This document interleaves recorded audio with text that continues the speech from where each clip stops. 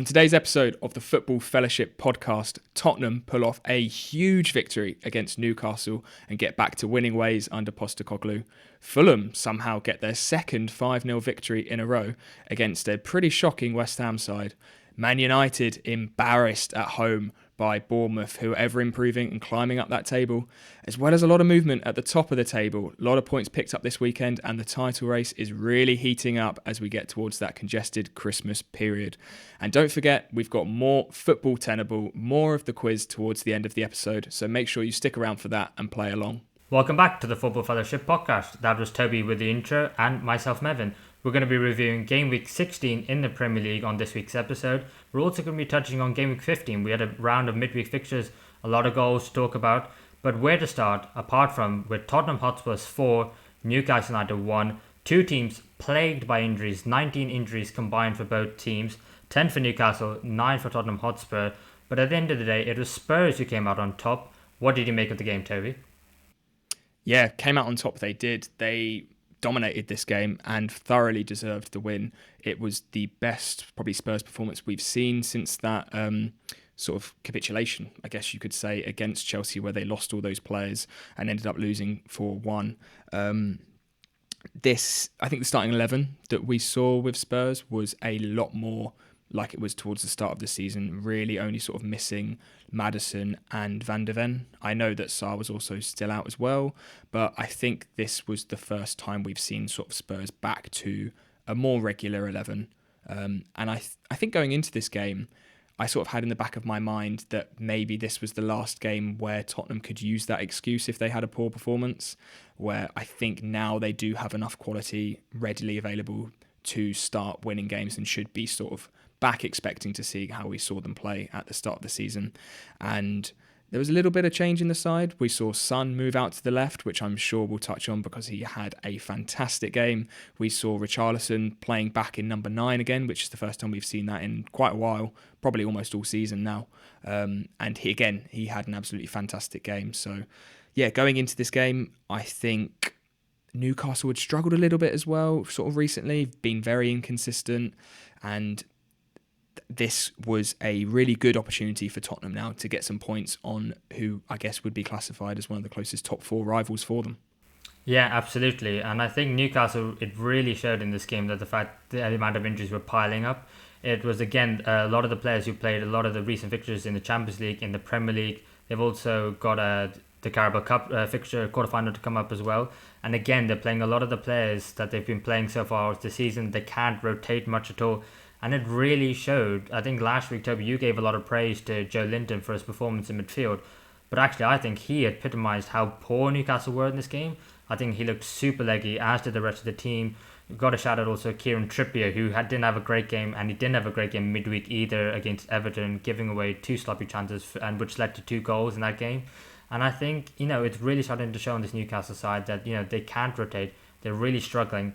And I think the biggest injury issue for them so far has been the one of Nick Pope. I think, Martin de Barber came into the goal this week perfectly fine as a backup, but I think to myself, maybe as a cup goalkeeper or in case of rotation, but I think start week in, week out. It's not that he made any clear and obvious errors, but I just think Nick Pope is such a world-class shot stopper.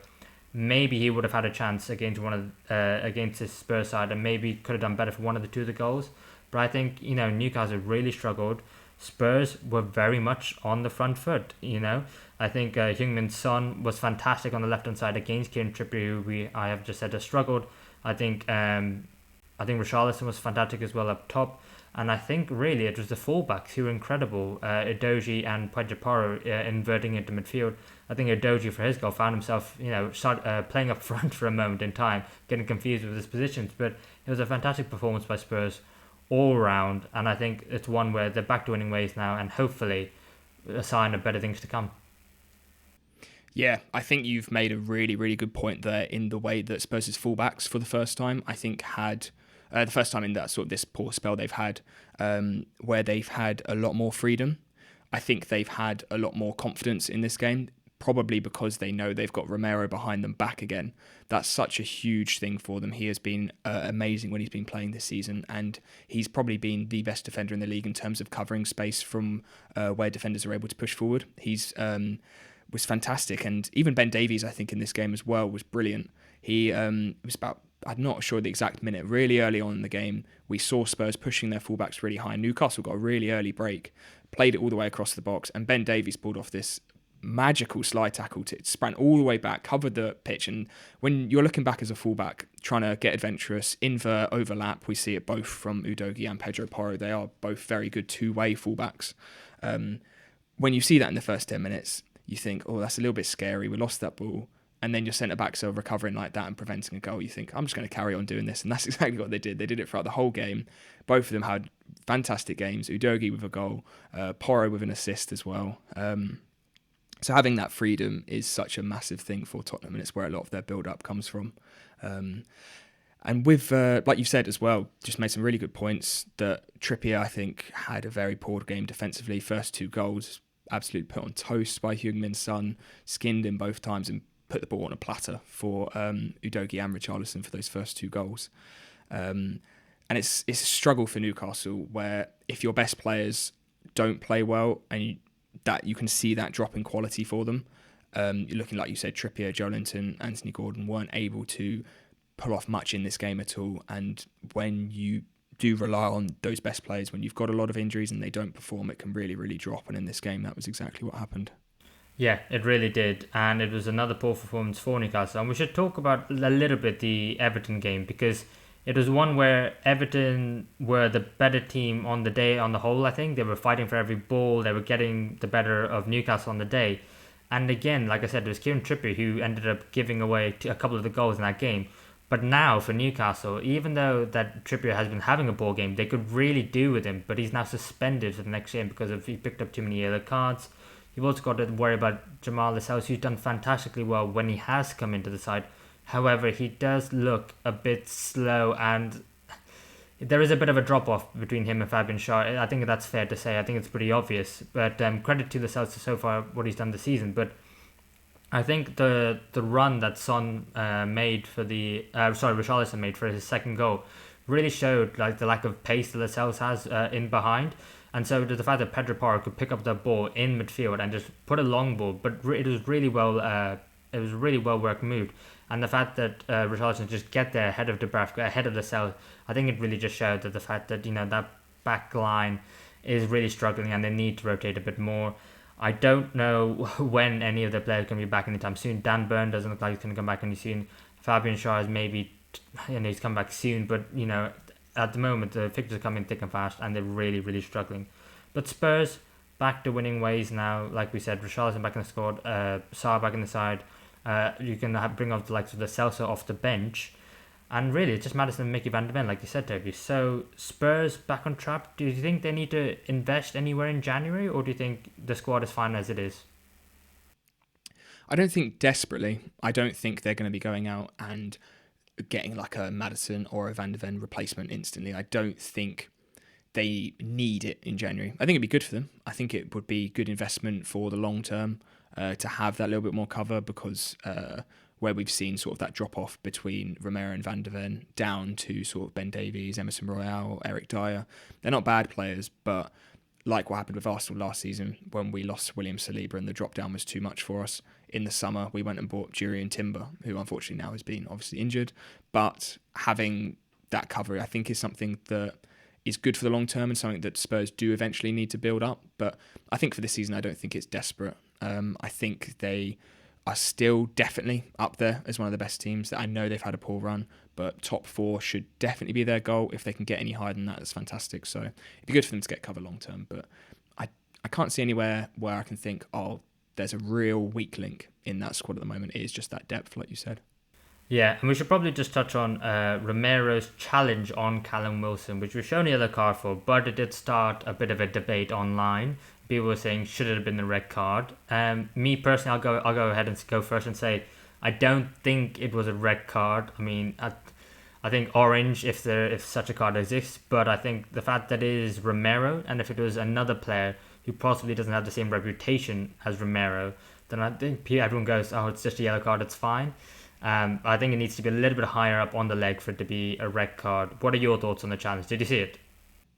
Yeah, it was a yellow for me. Simple as no, I don't think there was enough in it to warrant a red, really. Yeah, that's fair. I just thought it'd be interesting since it's sparked a debate. Should we move on then to Fulham 5, West Ham United nil?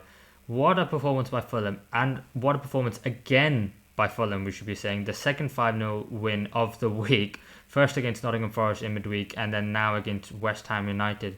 And they made West Ham look very, very poor, didn't they? I think West Ham made themselves look poor a lot of the time. I think they were abysmal.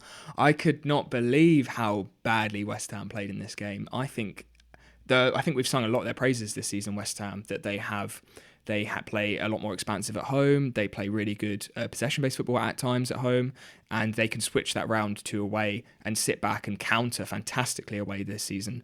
But this game, that was their plan: sit back and try and counter. They had a lot less possession. They were trying to sit back and have it was a low block. I think in essence, it was really narrow. 2 banks of 4, I think, were really clear to see, really narrow. But there was just no defending. It was all of like the first 4 goals, I think, for Fulham. I just could not believe watching it. There were these moments where Fulham had the ball in those right and left half spaces with just so much space. It was like a training exercise. The fullback wasn't wanting to come out and defend because they wanted to stay in line. The centre-back didn't want to come and commit that space in behind, and the midfielder was just sat in, and there was just this massive gap between what was meant to be a low block between midfield and defence, just somehow having so much space and no communication, no players going to press the ball. And I can't remember if it was I think it was their first goal, Jimenez's goal.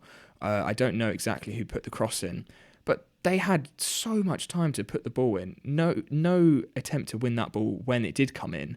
And it was just such an easy game. And they made Fulham, don't get me wrong, Fulham played brilliantly, played really, really well. And they could see those weaknesses in West Ham. But just wanted to touch on how awfully defensively West Ham were, because it was such a surprise as well for me, I think. No, actually, I completely agree with you as well. I thought West Ham played really poorly, but I do think Fulham helped in that as well, in the fact that they played really well. But I do have to say, I completely agree West Ham defended terribly, because I've got it written down here for the first goal, which you're talking about. It was João Palhinha who has the time and space on the ball. But the West Ham defence is completely set, and they're completely fine. There's no danger whatsoever. But the issue is, Nea Fagir does not turn around and check behind the shoulder once. I've watched Match of the Day just to see the highlights, and I've looked and I've paused and I've rewound it several times. He does not look over his shoulder once to see where Raul Jimenez is. And then Alex Iwobi comes up on Aaron Creswell. So Aaron Creswell then has Raul Jimenez and Alex Iwobi. Alex Iwobi just blocks Creswell, and Nea Fagir still hasn't turned around until the ball meets Jimenez's head and it's in the back of the net. And I just thought to myself, you're a Premier League defender. Why are you not looking to see where your man is? You clearly don't know where he is because he's not in front of you. So you've got to turn your head and look around and see where he is. But yeah, it was just really bad. And I think as a whole, West Ham defended really badly. But I think Fulham, in a way, made them look quite bad as well, because of the fact that when they were on the ball, they were exceptional. And the fact that how well they were keeping hold of the ball, which isn't actually something we've seen Fulham do too much of. Sometimes I've been a bit critical of Fulham because they've been losing the ball too easily. They haven't been able to work the way up the field as nicely as they should have been able to. But I think in this game they were really able to do that, and partly because West Ham allowed them to do it. But Fulham, from left to right to front to just into the back of the net, were really good at progressing the ball through the thirds of the pitch. And I thought they thoroughly deserved the victory and a 5-0 result, because West Ham just were not putting a fight whatsoever. Yeah, Fulham, I think, have really surprised us probably this season. I think going into it, ourselves and a lot of other people sort of online and even in like the sort of mainstream media, I think saw the stats and how much Fulham overperformed last season. And I think we were expecting that to carry on as well this season, that they are going to drop down. It's not going to be sustainable. But now we're looking at Fulham in 10th place on 21 points, above the likes of Chelsea, above the likes of Brentford, above the likes of Wolves, who I think, Wolves especially, are someone we've said have had a really good season. And they're sitting above them, more points this season, 2 really good back-to-back victories. You've got Jimenez scoring again, which I think we're all happy to see after his difficulties with a horrendous injury. Seems to be back and got his confidence back, which is great. And they just, I don't know, they just keep seeming to pick up points, and they always seem to go under the radar. Willian's playing really well again. Alex Iwobi has now started to come into the side, which is fantastic after he had a really good year at Everton last year. It seems to be sort of gelling again, and they could just stay around in that mid-table again and just prove everyone wrong that yes, there may be an overperformance sometimes. Sometimes they are a little bit lucky, maybe a little bit over-reliance on Bird Leno's shot stopping at times, which we've seen a lot of, but it's working. It's working. So why change if that's going to be their goal, finishing around that 4 now until they can start to build something a little bit more. And yeah, fair play to them. Another fantastic performance. Just carry it on. Yeah, and I think what really helped defensively as well to bring having Toso Adebayo back in the side. Obviously, he's been out injured. He had a surgery towards the back end of last season, beginning of this season, and the fact that he's now back, so he can partner with Calvin Bassey, who plays naturally on the left, but Tim Ream. You don't have to have 2 left-footed centre-backs, and you've got someone who's a bit taller, a bit stronger, a bit better on the ball as well. I think that really helped the balance of that defence as well. But I think, keeping Marco Silva was massive for them in the summer. I think the fact that since they lost Mitrovic, if they lost Mitrovic and Marco Silva, I think they were in trouble, and I think a lot of people could see they could potentially be in trouble. For Marco Silva, fantastic manager, very underrated, giving Fulham a fighting chance staying in the league, and not just fighting staying in the league, but really excelling and doing well, giving the Fulham faithful something to be very, very happy about this season. We should then move on to 2 teams who did win in midweek, but there was only one winner on the weekend. It was Man United 0, Bournemouth 3. Yes, embarrassing, you said in your intro, Toby, and I think that is the correct word to use for this one. Yeah, it was really naive is sort of the word I think I've got written down for this game in terms of Man United's performance. I think they were really sloppy. They gave the ball away so much in that sort of midfield, and I don't think they expected Bournemouth to come there and play as expansive and progressive as they did, which I think is so naive considering how we know Bournemouth have played a lot this season. They are going to have that high press a lot of the time. They are going to win possession. I know it's an away game at Old Trafford, but they still were committing numbers forward, and Man United just kept giving that ball away in that central third, that midfield area. Bournemouth were happy to keep 3 or 4 players high up the pitch, waiting for Man United to give the ball away. The press wasn't even that strong from Bournemouth. It was just so sloppy from Man United so much of the time. Defensively, Man United weren't awful, I don't think. I think they have been decent defensively a lot of this season, and I think in this game it was the same. It was just progressing that ball up. They have such an issue with ball progression and transition at the moment. Just the midfield cannot get the ball up. Just they give it away before the strikers and forwards even get a chance to create anything. Not that they did in this game, or they have done very recently anyway.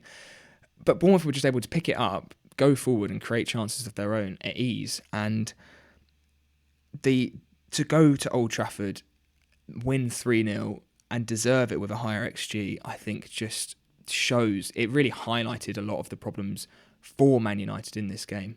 And I think probably Bournemouth realised that before the game and really took advantage of that. Yeah, I mean, to be honest, it could have been 4-0 if it wasn't for the handball goal right at the end that got overturned by VAR. Not entirely sure what VAR saw, because I don't think it touched the Bournemouth striker's hand whatsoever. But it could have been 4, could have been even more embarrassing for Man United. And I do agree. I think on the ball and off the ball, they're poor. They're not terrible, so which is why sometimes they get away with it. But they're just poor. And I think in this game it really showed. I think defensively, on the counter-attack, Bournemouth just had them every single time. Bournemouth had 4 counter-attacks in this game, and from those 4, they had 3 shots, and also one of them turned out to be a goal every time. And in my notes, I've got written here just Casemiro, because I think if you have someone of his experience in that midfield, experience and quality, I should say, because there are experienced Man United midfielders in that team, that I think if you have Casemiro in that midfield, he breaks up the play, he commits that foul, he picks up the yellow, and he just stops the Bournemouth counterattacks. But also, on the ball, he's able to hold the ball and find a pass much better than anyone of Amrabat, McTominay, probably not Kobe Mainoo, but he's still so young, you can't be putting too much pressure on him too early on. That's absolutely not the way to go. But I do think that Man United midfield is the area where they're really struggling, because of the fact that if the midfield is struggling, then your defence is going to struggle and your forwards are going to struggle, and that's what we're seeing. And I do really think Scott McTominay, although it's really hard because of the fact that I quite like McTominay in the fact that he tries his best, and you can see he's giving 100%, but the reality of the situation is he's not good enough on the ball to be a Man United player, and it's not his fault he's being played in that position when the other Man United players are just either not fit or at the moment I'm doing the job. So it's a tough one because I don't know where to go. But the only saving grace is the fact that Casemiro, after his injury, is now apparently back in light training, so he should be back at some point, maybe after the winter break. But Man United definitely need a midfielder such as him to come back into the side because they look all lot to see. But Bournemouth under Iraola, fantastic performance, wasn't it? Yeah, we can talk about how much Man United have struggled, and it's a really good point, like you said, that Casemiro-shaped hole in the midfield without any sort of decent progressive midfielders. Like Scott McTominay's had a decent season, but I don't think anyone really knows where his best position is because he's not a great creator. He's a good goal scorer, but he's not good on the ball as well. It's a weird one. Some people shouting to play him up front because he just seems to score, and that's about it. Yeah, nevertheless, Bournemouth, fantastic. It seems to be clicking finally. They're probably one of the most informed teams in the league, I'd probably say. I think the last sort of 4 or 5 game weeks, they have been brilliant. So good. And it's finally the way he wants to play is really, really there. And I think he's got his starting 11 sorted. He's got those players who believe in that system and they are going for it. To be able to go to Old Trafford and still play in that way with that press is fantastic. And I think part of why it has started to work so well is they haven't overly committed on that plan. I think they've made very slight adjustments to not be too expansive. Like we saw in this game, they didn't have the biggest share of possession. I think they had sort of around 31, 32% possession. But the way when they did get that ball and the way they moved it forward is exactly how they have wanted to play. Not necessarily trying to dominate it like they were maybe at the start of the season, where we saw them have really, really high possession games, but did not really move with the speed that was needed and the transition that was needed. They were having that ball, but couldn't create much with it. Whereas now they've adapted that style of play, kept it in the same vein when they do have the ball, but just not being over-reliant on having the ball the whole time. And it's made them a lot more flexible, and it's enabled them to go to these big away games and pick up more points. And now we're looking at them moved up to 14th with 19 points, which is such a good turnaround considering we saw them in the relegation zone not too long ago. Yeah, absolutely. And I think one of the most encouraging things, if you're a Bournemouth fan, is the fact that they've got multiple goal scorers. Not only have you got your talisman, your main man, your number 9, and Dominic Solanke, but you've got the wide players and the number 10s around him also chipping in and getting goals from midfield from the likes of Billing, goals from the back with the likes of Senesi. And I think at this moment in time, there is nothing negative to say about Bournemouth.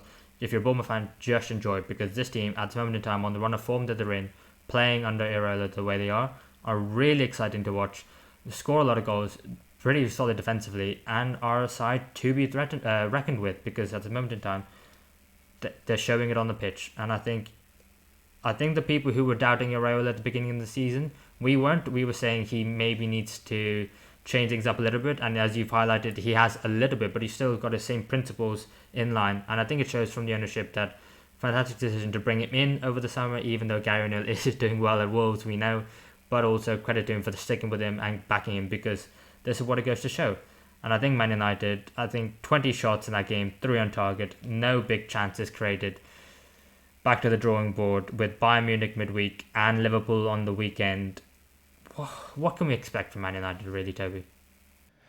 Well, I think the Champions League is summed up by the fact that even if they beat Bayern Munich, the Copenhagen Galatasaray game has to be a draw for them to be able to qualify now.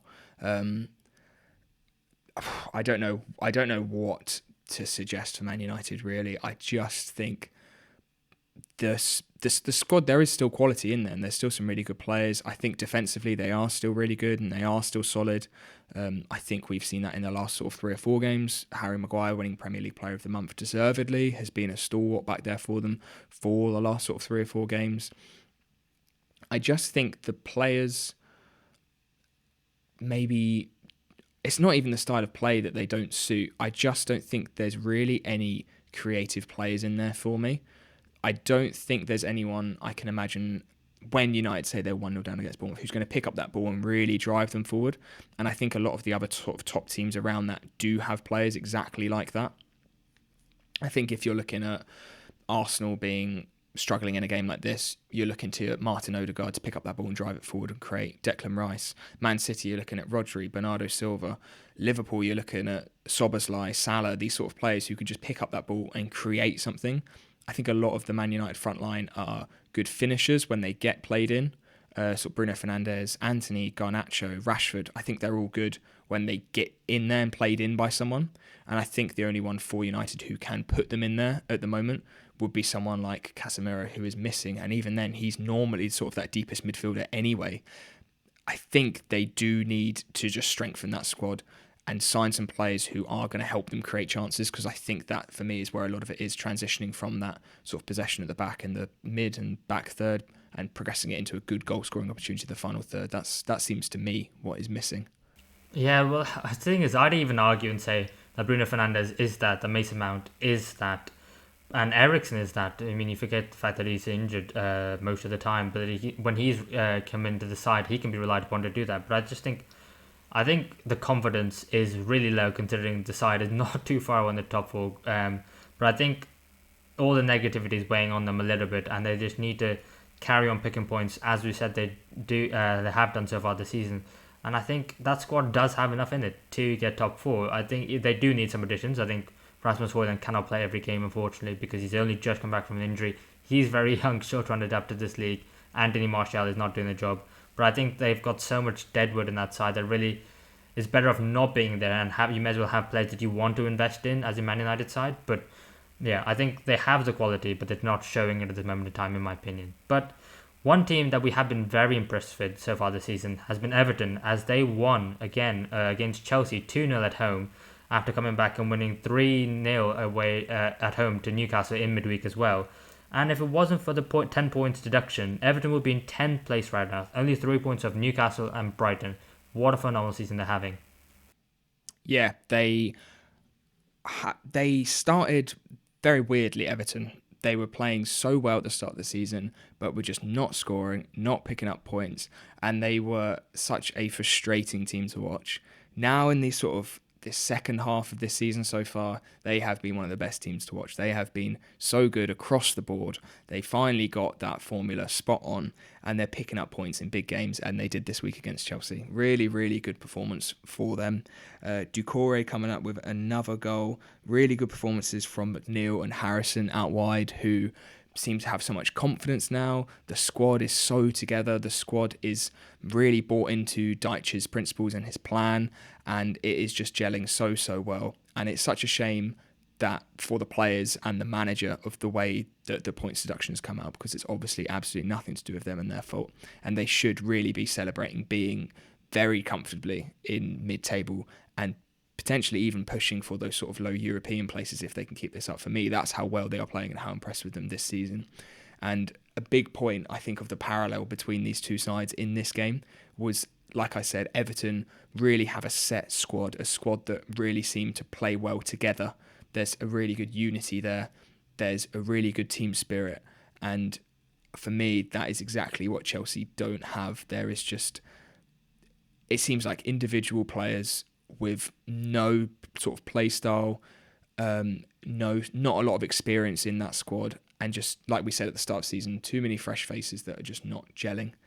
That's what it seems like for me from terms of the point of view of Chelsea. We're now looking at Chelsea struggling to pick up even more points. Where do you think the problem lies with Chelsea across the whole season and potentially in this game as well?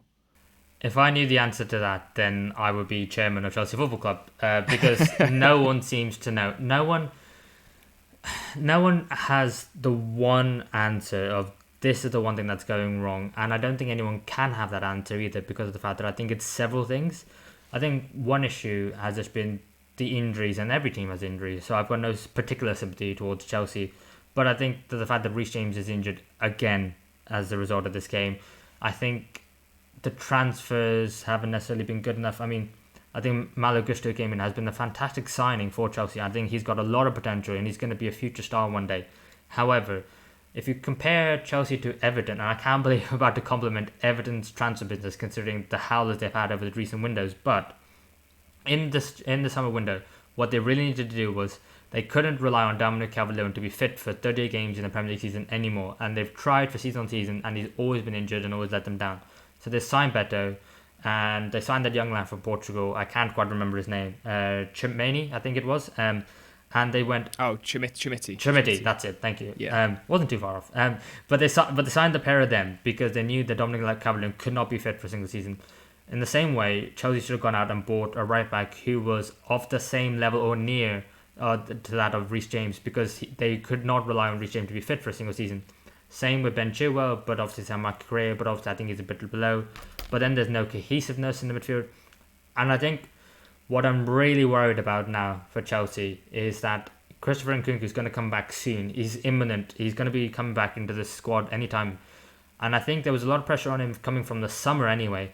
But I think him coming back into the squad now, when people are desperately saying, oh, we need him back, we must have him back, he must be starting, he needs to be scoring goals, there's even more pressure around him. And if he doesn't deliver, or if he picks up another injury as a result of maybe being rushed back perhaps, then I think Chelsea, I think there's an implosion waiting to happen. And I'm not sure from which department of Chelsea Football Club that's going to be. It might be from the playing squad, it might be from the manager, it might be from the boardroom, I don't know. But Chelsea are all over the place.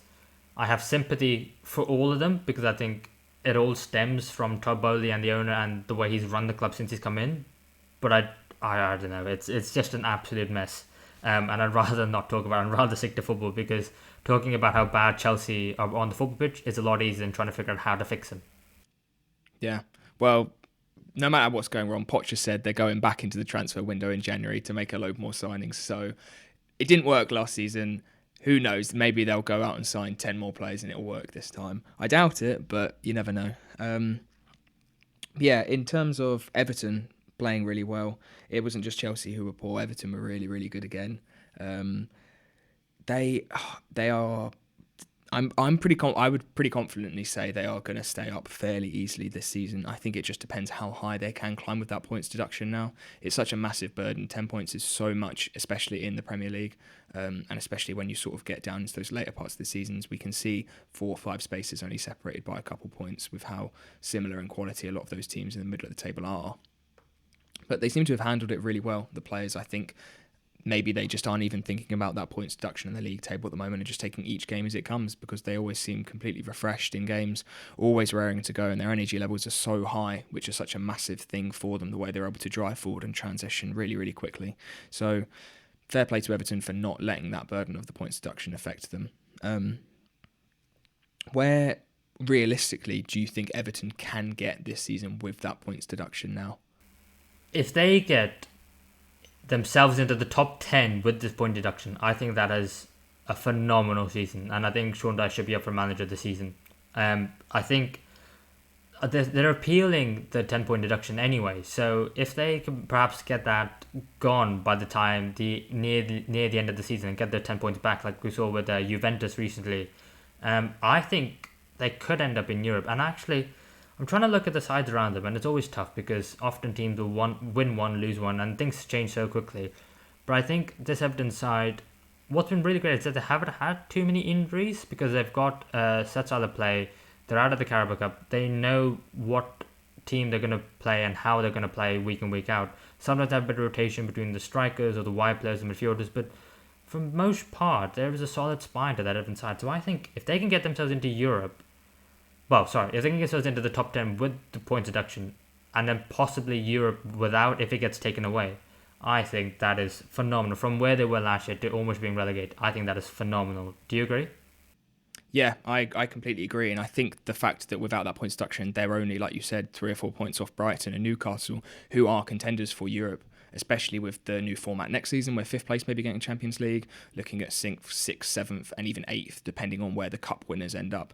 They really could be there with the way they're playing, and they are up there, for me, top 10 teams this season in terms of how they played. Moving on to our sort of final big breakdown of any games this season, we were having a little bit of a sort of mini debate before the episode on whether we thought this was a good game or a bad game. Was Villa 1, Arsenal 0, a huge victory for Villa, no doubt about that, and no doubt about that how fantastic Villa have been this season. Worked their way all the way up to 3rd place now and are in and around that title race. Yeah, absolutely. And, well, the debate we were having off screen was, I thought this was a fantastic game and between two sides who are incredibly high level. And you thought the game was just quite boring. So I'll argue my case first, and then you can give me yours as the Arsenal fan. And maybe because you had a bone in the fight, maybe you were, you couldn't quite see it from my perspective. But as a neutral watching this game, I was thinking to myself, this was 2 high-level teams with two managers who are astute at the tactical aspect of the game, and they're going at it against each other in such a way that they're nullifying each other, but also trying to enhance the qualities that they have to try and promote what they do best in the game as well. So I thought with Aston Villa's really high line, I thought it was, dangerous, and I thought it was risky. But also when it was executed to perfection, I mean, it worked really well. They called Arsenal offside 4 times, and you really saw in that first half until Arteta gave them, I think he gave them bollocking in the second half at half time. Sorry, that in the first half they were really making no runs in behind because they were just like this line is so high and there's no space for us to work in, and they're all trying to come towards the ball. And Aston Villa were nullifying them with that high line, but then also just VAR knowing that, barring an absolute howler, that VAR will just say if it's offside or not, and therefore they can relax that high line. And I just thought it was a fantastic game. As a neutral, I thought both teams gave 100%. There were a couple of decisions that didn't really go against Arsenal, such as the penalty shout or the handball, which you can talk about if you want to. And I just thought fair play to Villa, because this was a game that I think this and the Man City result really, really puts them in the title charge. Yeah, I think that's a really good point about their high line, and I definitely agree that it did nullify us for parts of the game. I think there were moments where we were looking at long balls sort of to Martinelli. He was really the only one who was making runs. Martinelli and Havertz sort of on that left side, balls over the top, and they were nullified very well. For me, the remainder of the game where Villa, I think especially in that second half, I think Villa did start to drop back. And I just think both teams were really, really sloppy at times. I think both teams gave the ball away when Villa were trying to transition quickly after they had won that ball back. They were able to play it, I think, around their sort of back third very well. But I think when they moved it up the pitch, I don't think they had made many chances of quality at all. There was a lot of times they were trying to ping it over to Watkins and Bailey, which I think just were really poor attempts at pass, just gave them no chance of anything to get onto. I think going forward in the midfield, Villa were poor. And I think for Arsenal, I think we just were so sloppy. I think our final passes in this game were just sometimes so bad when we had opportunities to break and the ball was just given away. I think the only decent player in that game for me, for Arsenal, was Kai Havertz. He created 3 or 4 really good chances, really good defensive and pressing performance from him. And it was I think probably because I am an Arsenal fan, it was so frustrating to watch because I think Villa gave us the opportunity to win in that game if we were on form and if we were on having a good day. Martin Odegaard missed a couple chances, which is surprising. He's normally very clinical in those situations. And I just think there were times when there was so much space that Villa left, which I think was poor from them, which was not exploited by Arsenal, which I think is where it was poor from them as well. It was after that first 25 minutes, for me, the game just dropped in quality in both teams.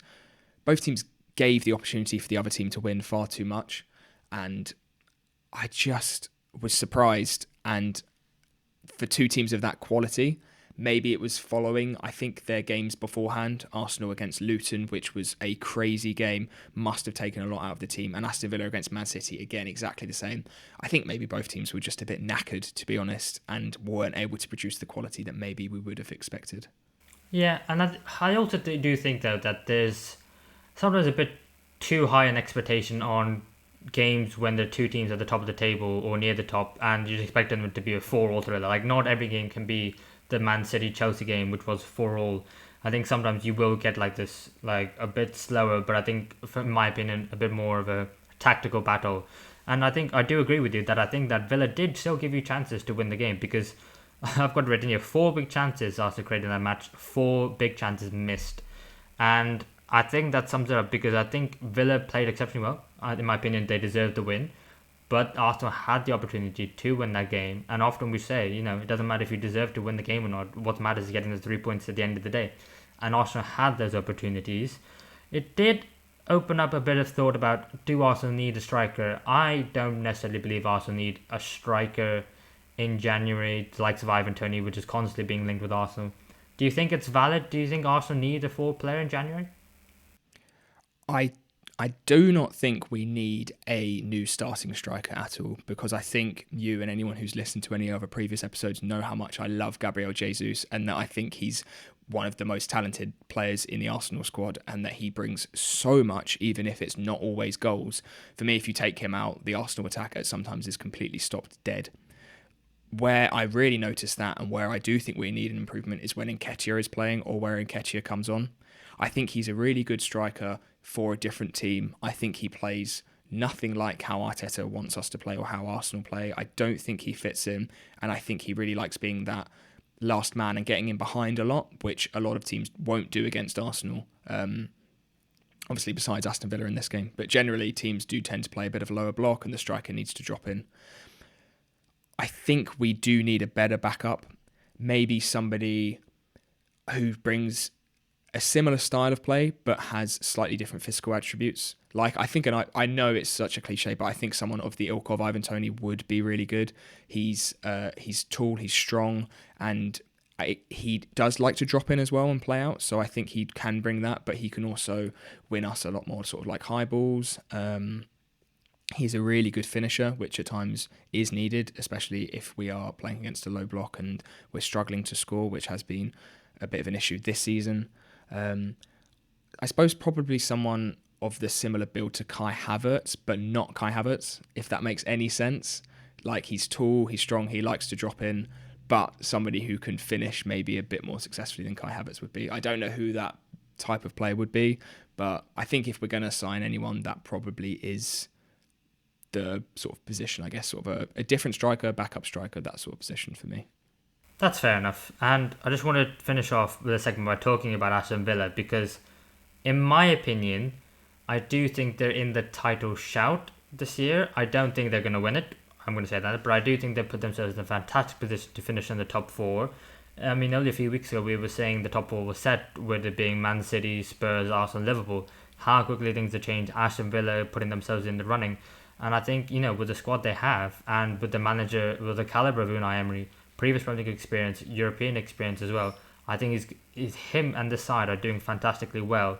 I don't think they're going to win it. I'm just saying that. I just do think they have got themselves a fantastic chance to get in the top four, and I think they will do well for a long part of the season, but I think they'll fall short.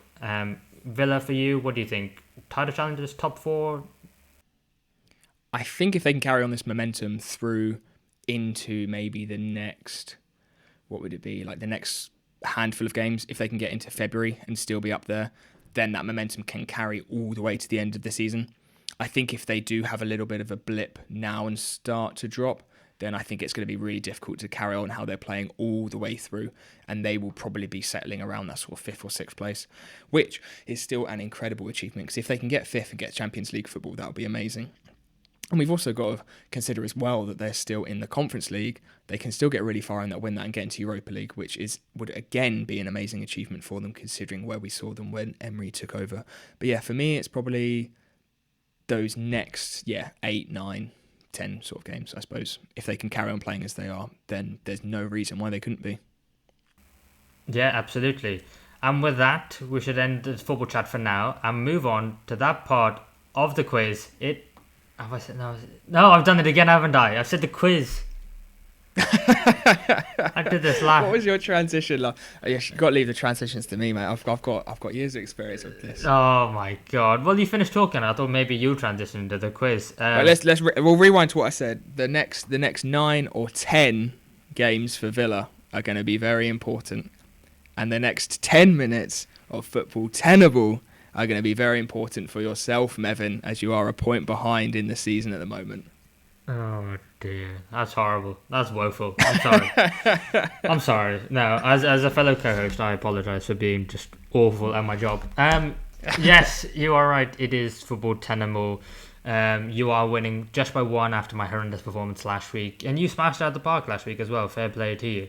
But I think, it's time I caught back up. There's not many more weeks left to go. So, what is it? 6 weeks? We've done 6 of these now. We've got 4 more to go. And, I've got a lot of work to do.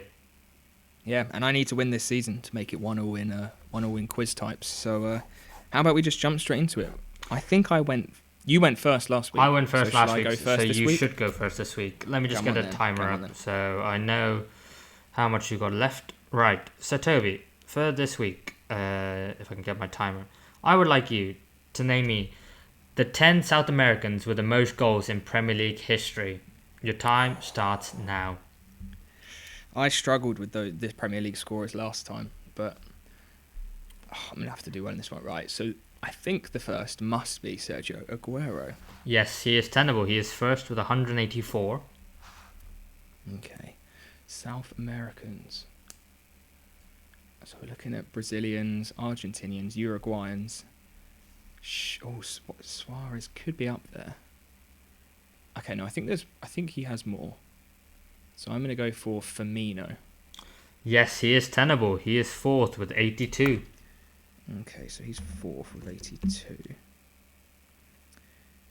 I'm pretty sure Gabriel Jesus is up there as well, so I'll go for him. Yes, Jesus is tenable. He is fifth with 71. 71. Okay, so if he's fifth with 71, Luis Suarez has definitely got to be in there as well, then. Keep going, because I might have forgot Luis Suarez. Just put that. Yes, he is tenable. He is tenable. Nice. He will be sixth with 69. Oh, perfect. How many was that? 69 or 59? 69. 69. So we got 6, 7, 8, 9. Okay. Oh, who else is going to be in there? Any other Brazilians? Oh, this is tough, you know. You've had a minute and a half. So you've got. Who would be between Aguero and Firmino? Because I feel like Firmino's the top scoring Brazilian in the Premier League. He is. Yeah, I thought he was. So what other countries are in South America? Chilean Sanchez could be in there. Alexis Sanchez. Potentially. I'm going to put him down as a maybe for now. I'm looking at Richarlison potentially being in there as well. Other South American countries. Peru, no. Any other Uruguay? Not that I can think of. There must, because if he's, what nationality would the others be then? Surely Argentinian. Tevez. Yes, he is tenable. He's third with 84. Nice. Other Argentinian players, looking at wingers. It's got to be wingers and strikers. Surely. I can't think of any midfielders who are particularly high scoring from South America. United. They're trying to think of the teams now. So United, Tottenham, City, Chelsea, Arsenal. Oh, this is tough. I'm not doing very well here. You've got five. Let's go for Richarlison. He's been in the league a long time. He is ninth with 52. Nice, 52. That might have changed with the result of the weekend, but he is definitely ninth. Yeah. Okay. I'm going to go for Sanchez as well. Alexis Sanchez is tenable. He is number 7. Nice. He is on 63. Nice. Okay, who else could there be? 3 more, a minute 45. Okay. Argentinian players in the Premier League. Or maybe they're not Argentinian, that's the thing though. They could be. What other South American countries are there? There's 14 South American countries. I'm assuming it's not including like the Caribbean and like Central America. It's not including Central America and the Caribbean, but you know. Can I ask, is Trinidad technically in South America? Technically it is. Dwight York. Yeah. Second with 123. Nice. Okay, 2 left. Other Brazilian, probably going to be Brazilians, maybe 10th and 8th. Who else is there? Oh, recent players. Maybe 40 seconds. Any at Chelsea? I feel like Chelsea have had so many players over the years. Oh, I'm going to go for Willian. He is tenable. He's joined 10th. So I cannot give you the other player who would have been Philip Coutinho. Oh, nice. So you have one more, number 8, with 20 seconds to go. Oh, what other players have we got? Tottenham. No. Famous Premier League player and manager. And manager. 5. Gus Poyet. Yes. Oh, what a random player that has come out. With one. Oh, thanks for the clue, mate. I know. With 1 second to go. Oh, 10 out of 10. I should That's have huge. given you that clue. You shouldn't have. You shouldn't have. No, I shouldn't Because have. don't think I would have ever got that. Yeah, I thought with 10 things to go, you're surely not going to get it, are you? But then you... Yeah, I can't believe I got Luis Suarez. Well, I found a list online and it was a little bit outdated because it didn't have the likes of Firmino up there. And I'm like, it's scoring Brazilian. He has to be up there. And then I went through the Premier League list myself. First found out what technically are the South American countries, then found the list myself. So it's a lot of effort, but Nice. it is worth it, I suppose, if you've got all 10. Well done. Huge. Cheers, mate. That was a fun That's list. all I right. like that. Yeah, I thought Poyet and Dwight York, depending on the technicality, if you would have got that or not. But yeah, you did really well. So, all Thanks. 10. Cheers, mate. What does that make you? 52 then. Nice. So I'm 11 behind. Obviously, I can only get 10, but big gains needed, right? Okay. Are you ready for your list? I am. I'm looking for 10 people who have ever managed a game for Manchester United. You have 5 minutes, and your time starts now. Eric Ten Hag. That is, of course, tenable. Eric Ten Hag. Ralph Rangnick. Yes, that is tenable at number 2. Ole Gunnar Solskjaer. That is correct at number 4. 4. Who's in between? Michael Carrick. Michael Carrick is tenable.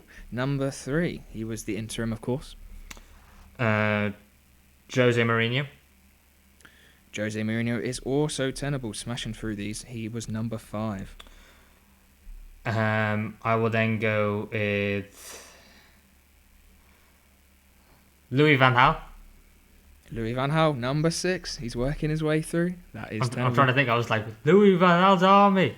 And I was like, what's his name? That's like, a minute gone, and you got 6 so far. David Moyes. David Moyes, number 7, also tenable. Ryan. Oh, sorry. No, sorry. Moyes was number 8. I apologise. Because Ryan Giggs is in between. He is. He was number 7. Sir Alex Ferguson. Number 9. Just one left. Need another manager of Man United. And I don't actually know. Okay, so I've got 3 lives. Trying to think now. So I've got all the ones before Sir Alex Ferguson, which I think most current watching football fans should get. Now, I don't know anyone before Sir Alex Ferguson, so I'm literally just going to put out some names and hope for the best. Let's go with Sir Bobby Charlton. So Bobby Charlton, unfortunately, is not tenable. No, didn't think so. Wow, before Sir Alex Ferguson. Wow, okay.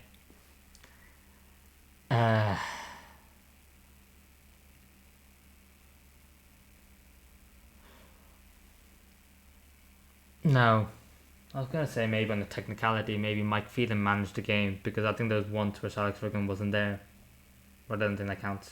Does that count? Yeah, it wouldn't count. No, I think No. they this list anyways, like they were listed yeah. as the manager, I think, by the club. So Alright. So I've got the top 9, and the last one is just... you've got the top 9. Just managed before Sir Alex, right. Yeah, that's why I liked this list, because I thought you'd get 9 pretty easily. And I was even considering taking out Ten Hag and seeing if you could get 2 extras, but I thought, because it's pretty tough. Well, the man was there like a decade before we were born. I think there's only one that I would have known and guessed. Oh! Sir Matt Busby. That is number 10 Okay. and tenable. Not number 10 in chronological order, Yeah, but number 10 yeah. for your list. A nice 10 out of 10 for you. Oh, Very well done, mate. Very well done. thank you. And I didn't know how much time... I didn't even start my timer. You had... I think you only used just over 3 minutes. So Okay, I will happily take sped that. through those very nicely. So just some other names on the list that Go on. you may have even heard of. The one before Sir Alex Ferguson was, I think it's Ron Atkinson. Ah, yeah. Atkinson. He was maybe one that I thought you might know. Yeah, if I took off Ten Hag, I thought you would have maybe got Atkinson and Busby, and I would have been very, very impressed. And then the rest are Sexton, Doherty, O'Farrell, to be honest, no idea. Names I've never heard. So very, very good to get 10 out of 10 on that. Atkinson, I should have known, actually. That was my bad. But yeah. Wow. 10 out of 10. So nothing changes. 2 10s. Nothing Two changes. 51-52 after 7 rounds of tenable. Oh, it's getting close. And we're doing we're doing a tenable at the end where we do a couple of them, right? Yeah, the bonus quiz episode for number 10, definitely. Yeah. Nice. Got to be done. Okay. Well, that was very good.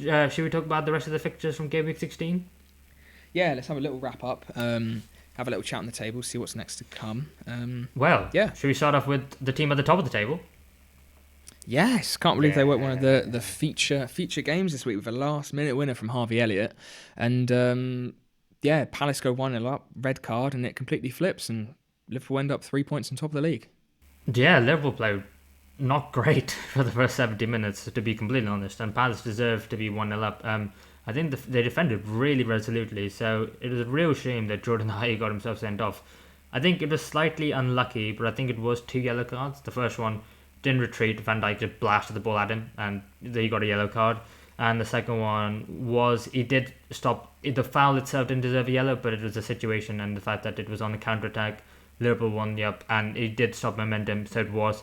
I can understand Roy Hodgson's frustration, especially with the first one, because he just kicked it at him, but according to the rules of the game, there's a yellow, so I think the Palace were hard done by, especially because they didn't deserve it. And I think they also lost Sam Johnson in the game to injury, so they had their backup goalkeeper, who wasn't Dean Henderson, because he's out injured as well, so their third choice goalkeeper, who I can't even remember his name, I think it was his first appearance for Palace.